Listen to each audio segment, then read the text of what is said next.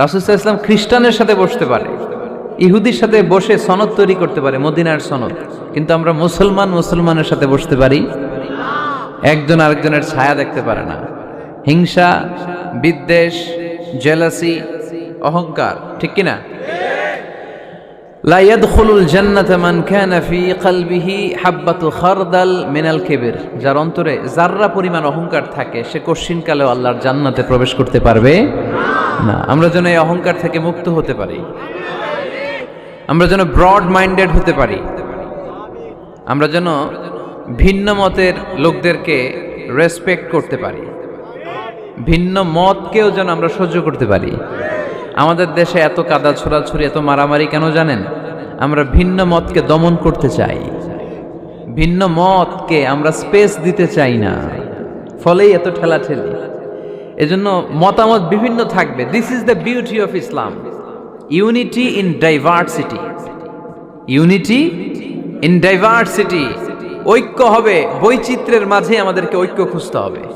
এক একজন এক এক চেহারা, এই তুমি কালা হইলা কেন, তুমি খাটো হইলা কেন, তুমি লম্বু কেন, এরকম বললে চলবে? এই মেয়ে তুমি বিএনপি করো কেন, তুমি জামাত ইসলাম করো কেন, সব আওয়ামী লীগ হয়ে যাও, বলা যাবে? তুমি এই পীর সাহেবের মুরিদ কেন, আমি যে পীর সাহেবের মুরিদ হইছি ওইখানে আসো না কেন, বলা যাবে না। Unity in diversity. রাসূল সাল্লাল্লাহু আলাইহি ওয়াসাল্লাম ইহুদিদেরকে স্পেস দিয়েছেন, খ্রিস্টানদেরকে স্পেস দিয়েছেন। মনে রাখতে হবে, ঐক্য প্রক্রিয়ার নাম হচ্ছে, এটা এমন একটা প্রক্রিয়া যেখানে সবাই একই চিন্তা চেতনা পোষণ করবে এমনটা নয়, বরং এক একজনের এক এক চিন্তা, কিন্তু মৌলিক বিষয়ে সবাই এক।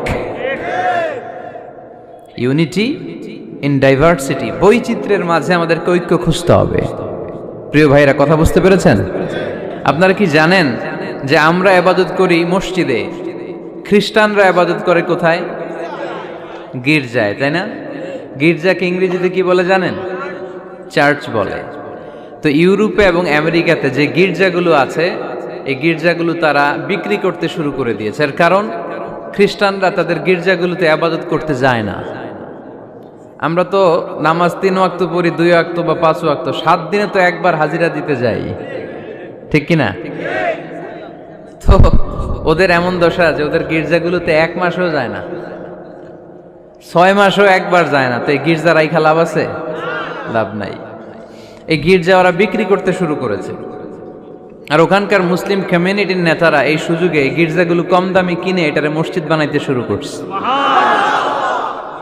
ইউরোপ আমেরিকাতে আলহামদুলিল্লাহ, আপনারা শুনে খুশি হবেন, ওরা ইসলামিক সেন্টার বলে এগুলোরে। কি বলে? Islamic centre. আমাদের এরকম ইসলামিক সেন্টার